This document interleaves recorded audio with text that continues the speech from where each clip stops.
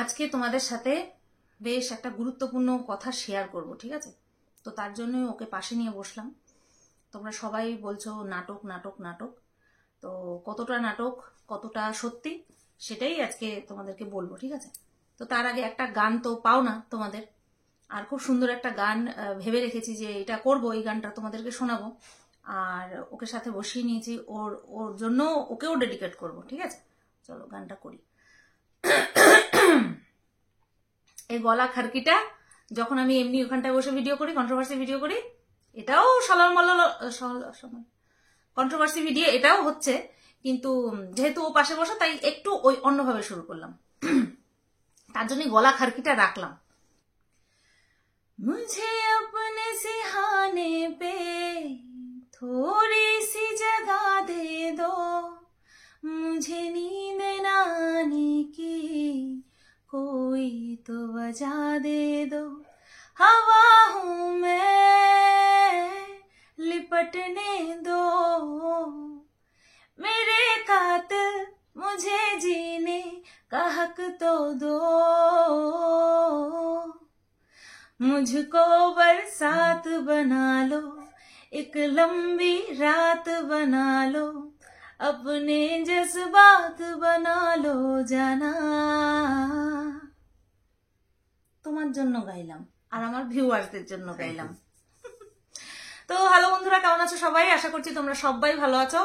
আর কতটা ভালো আছি কতটা খারাপ আছি সেটাই আজকে বলতে বসলাম। না, এখানটাই পুরোটা শেষ করব না, আমি আমার জায়গায় গিয়ে আবার ঠিক বসে আমার মানে শুরু করব, ভিডিও শুরু করবো, সমালোচনা শুরু করব, কিন্তু এখানে একটুখানি বলে নি, তারপরে ওখানে যাচ্ছি।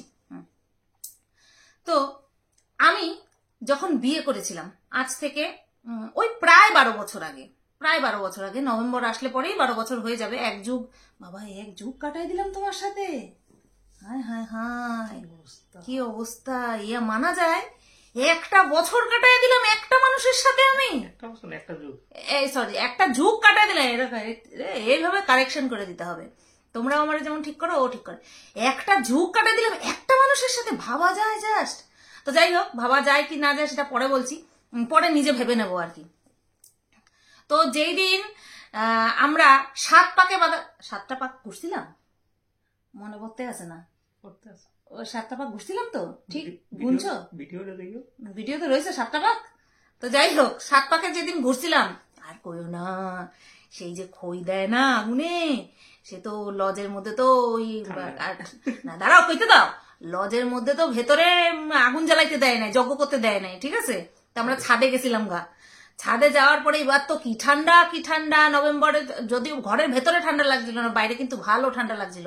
তো ওই ছবিতে আমার একটা চাদর পেঁচানো ছিল, তা এবার আমার ঠান্ডা লাগছিল, আমি তো সামনে আগুনে ঢালছিলাম, খই ঢালছিলাম, আগুনে ঘি আর খই দুটোই একসঙ্গে ঢালছিলাম। তাই এবার ইনি পেছন থেকে, বাবা দাঁড়া, চুপ করো না, কইতে দে না। উনি আবার পেছন থেকে কি টুরু লাভ, বুঝতে পারছিল যে আমার ঠান্ডা লাগছে, তাই এইভাবে ধরা ছিল তো আমার পেছন থেকে, আর একদম আমার চেপে ধরছিল যাতে আমার বউটা ঠান্ডা না লাগে।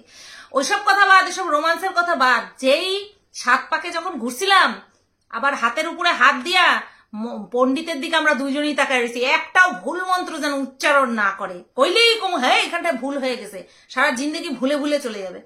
তো সেই কারণে আমরা দুইজনে মন্ত্র উচ্চারণ কি করতেছে সেদিকে, সেটাও বড় কথা না। ওই সময় আমি একটা পণ করেছিলাম, সেইটা হলো যে আমার জীবনটা আমি উৎসর্গ করে দেব। আমি মানে কি বলবো, উৎসর্গের ওপরের লেভেলেও যদি কোনো ওয়ার্ড থাকে, যেমন কিনা আত্মবলিদান, সেইটা করে দেব। কিসের জন্য? ওর জন্য। কেন? ওকে বাঁচিয়ে রাখার জন্য। আমার যে লড়াই জীবনের, আমার একটাই লড়াই, আমার একটাই লক্ষ্য, আর আমি সেই লক্ষ্যে এমন ভাবে স্থির, তোমাদেরকে বলে বোঝানোর ভাষা নেই, আমি ভাষা খুঁজে পাচ্ছি না।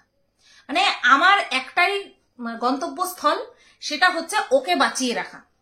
তোমারই বাঁচিয়ে রাখতে চাই। কি এরকম করতেছো কেন? আমার দিকে আঙুল দেখাতেছো কি? তুমি আমার বাঁচিয়ে রাখতে চাও তাই করতে চাইতেছো? না, আমি তোমারে বাঁচিয়ে, ওগো শুনছো, আমি তোমাকেই বাঁচিয়ে রাখতে চাই। হ্যাঁ, তুমি, ও কিন্তু খাওয়া দাওয়া করে বেঁচে থাকে না, আমি চাই ও বেঁচে থাকুক, তার জন্যই কিন্তু ও বেঁচে আছে। আমার এইটাই লড়াই, আমি এই কথাটাই তোমাদের সঙ্গে বলতে বসলাম। আর আমি এই লড়াই কিভাবে করি সেটাও তোমাদেরকে এই পার্টেই যুক্ত করে দেব।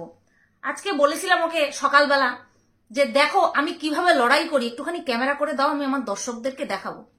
তো এর নেক্সট পার্টটায় তোমরা দেখবে যে আমি ঠিক কিভাবে লড়াই করি ওকে বাঁচিয়ে রাখার জন্য। বিশ্বাস করো, মানে আমার জীবনে আমার আর কোনো চাওয়া পাওয়া নাই গো। আমার আর কই হাতটা দাও, আঙুলটা কেন দেখায় রাখছো আমি বুঝতেছি না। এইভাবে আমার জীবনে আমার দিকে তাকাও, আমার দিকে। আমার জীবনে আর কোনো চাওয়া পাওয়া না, আমার শুধু তোমারে বাঁচায় রাখবো, তোমার মাইরা ফেলবো না, ওরে শুধু বাঁচায় রাখতে চাই আমি। এবার কিভাবে কি লড়াই করে একটুখানি দেখো, তারপরে আমার পেছনে নীল পর্দা আর আমি ওখানে। কি করো তুমি? লড়াই করি, লড়াই। কার সাথে? এই যে চালের সাথে। হ্যাঁ, খাইতে হবে না? খাবার খাওয়ার জন্য লড়াই। জীবনে সবকিছুর জন্য মানুষের লড়াই করতে হয়। বাথরুমে গিয়েও হাতে গিয়েও লড়াই করতে হয়, জানো? প্রেশার দিতে হয়। আর যদি লুজ মোশন হয় তাহলে আটকানোর জন্য লড়াই করতে হয়, যেখানে সেখানে বেড়ে যাবে। জীবনের সব জায়গাতে লড়াই লাগে, লড়াই। এখন যে রান্না করে আমি এখন লড়াই করবো, বুঝছো? লড়াই ছাড়া জীবনে নিঃশ্বাস নেওয়ার জন্য লড়াই করতে হয়। হ্যাঁ, নিঃশ্বাস নিতে গেলেও তো লড়াই করতে হয়। হ্যাঁ, শ্বাস প্রশ্বাসেও লড়াই। হ্যাঁ, নিঃশ্বাস নিতে গেলেও লড়াই করতে হয়। লড়াই ছাড়া আমার আর উপায় নাই। লড়াই লড়াই লড়াই চাই, লড়াই করে বাঁচতে চাই। আমার লড়াই করতে করতে আমি শেষ। এই এখন এই যে এটা ঢালবো, এর জন্য আমার লড়াই চাই। এর জন্য এই যে যেন লড়াই করতে করতে আমি এই যে ঢাললাম, এটাতেও লড়াই। এইটা তো কত বড় লড়াই, ইউ হ্যাভ নো আইডিয়া। তোমার কোনো আইডিয়াই নেই এইটা করতে গেলে কত বড় লড়াই লাগলো। হ্যাঁ, এই যে মন্দির আমাদের ভাঙায়, অনেকে এইভাবে চাল দেয়, আমি পারি না। এই দেখ এইভাবে শেখ, এইভাবে শেখ। এই যে এইটা দেওয়া, এই যে লড়াইটা হইলো, এইটার জন্য তো সবচেয়ে বেশি লড়াই।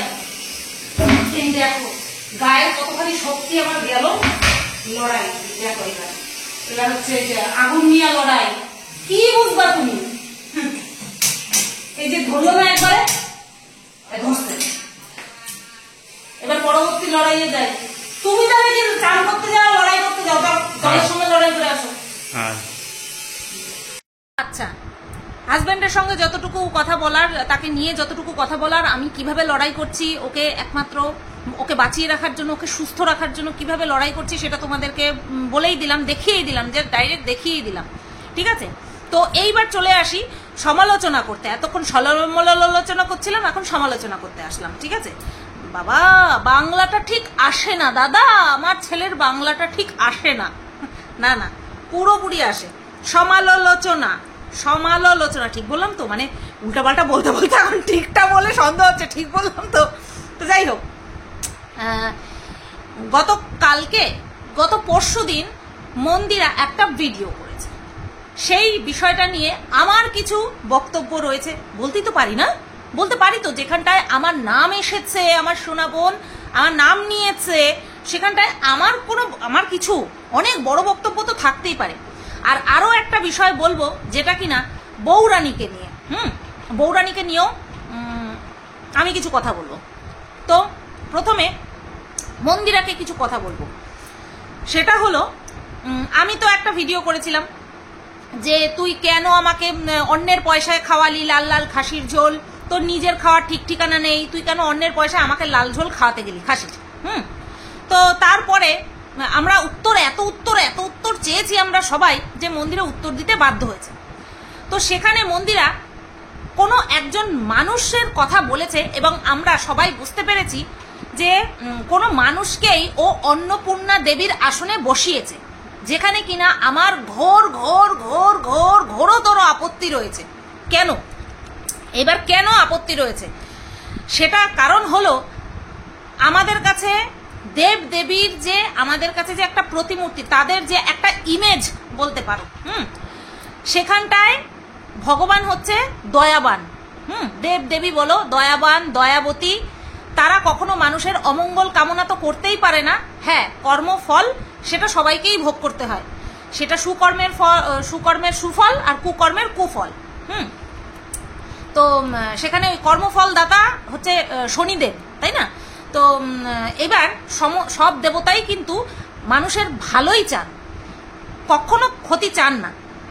আমরা যখন কোনো ভুল করি তখন আমাদেরকে হিন্টস দেন, এবার আমরা বুঝতে পারলে ভালো, না বুঝতে পারলে আরো ভালো।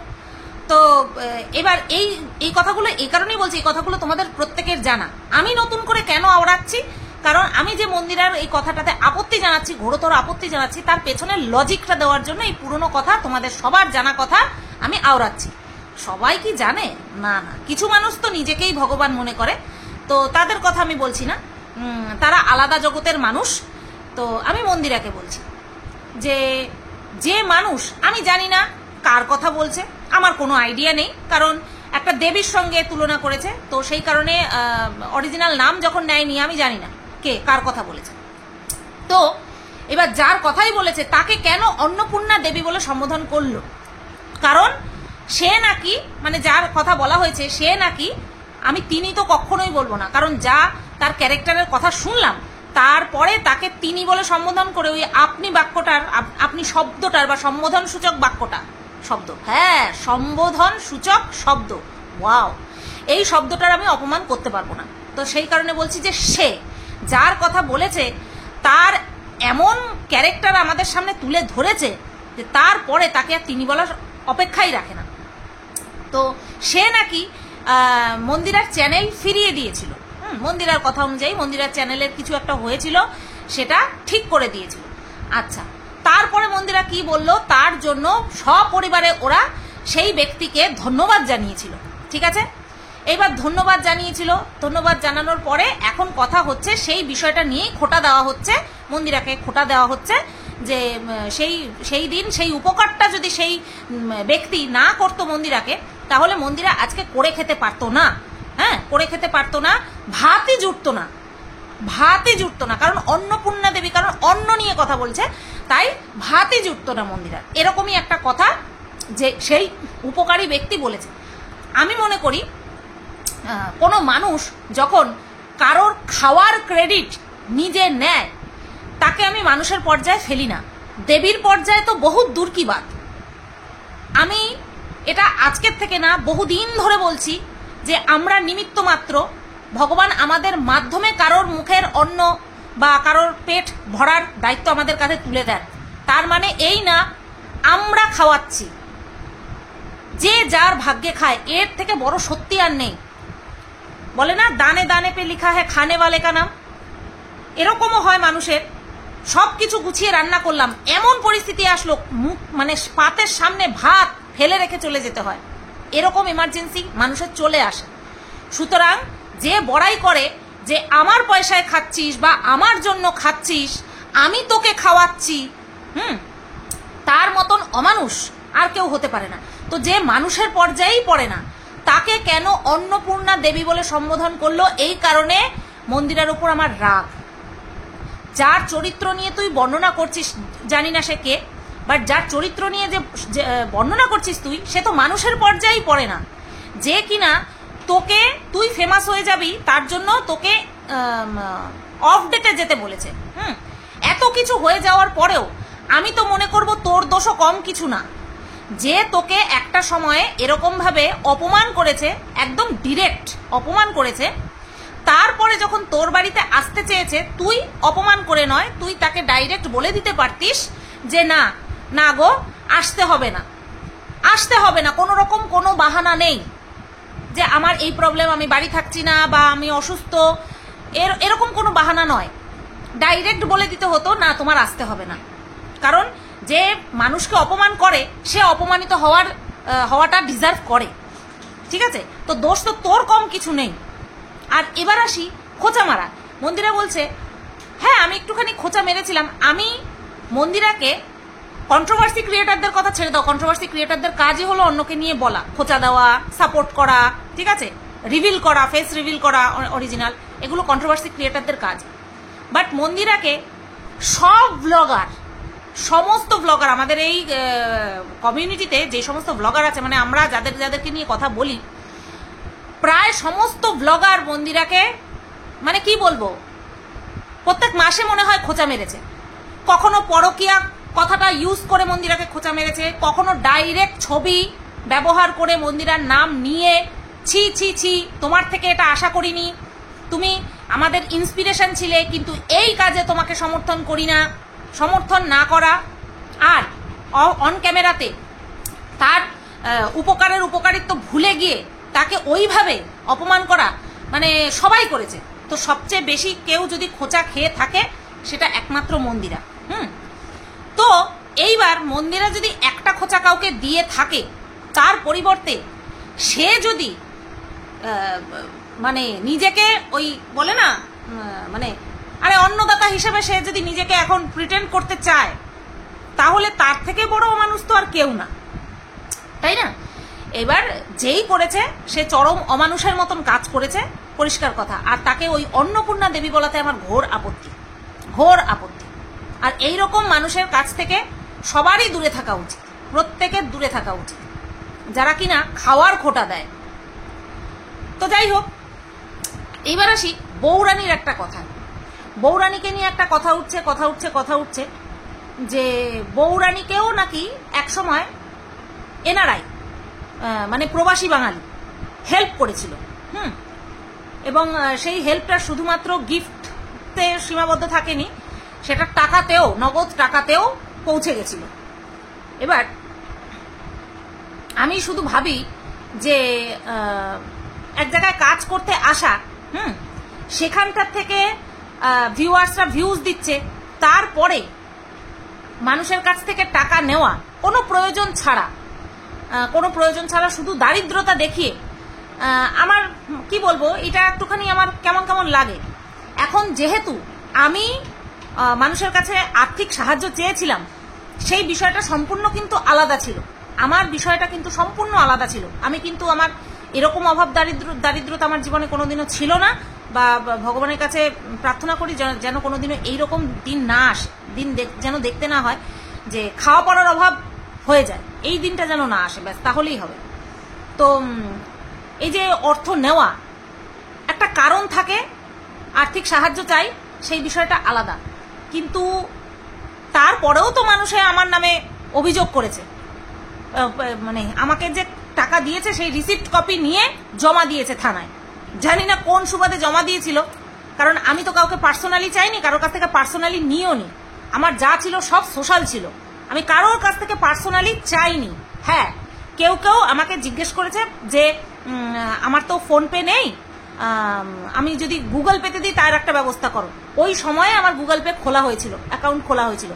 এইটুকু কথোপকথন অফ ক্যামেরাতে, মেসেঞ্জারে বলো, হোয়াটসঅ্যাপে বলো, এইটুকু কথা হয়েছিল। কিন্তু টাকা চাওয়ার ব্যাপারটা কিন্তু আমি পার্সোনালি কারোর কাছে চাইনি।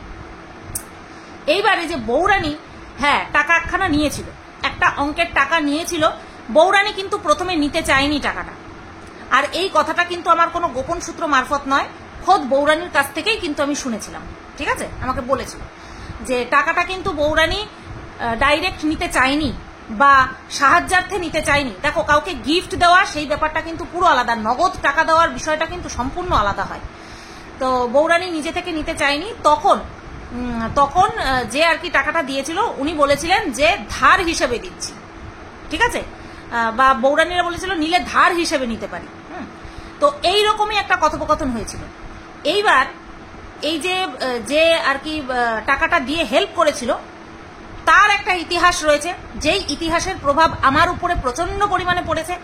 আমি আগু জানি না, পিছু জানি না, আও বুঝি না, ভাও বুঝি না, তার ডাইরেক্ট প্রভাব আমার উপর পড়েছে। তার ডাইরেক্ট প্রভাব আমার উপর পড়েছে। তো জানি না ভালো হয়েছে না খারাপ হয়েছে, আমার কোনো আইডিয়া নেই। কারণ আমি যখন আর্থিক সাহায্য চেয়েছিলাম, আমাকে কে কে কোন কোন জায়গা থেকে পাঠিয়েছে বিশ্বাস করো আমি জানি না, কে কে কোন কোন জায়গা থেকে পাঠিয়েছে।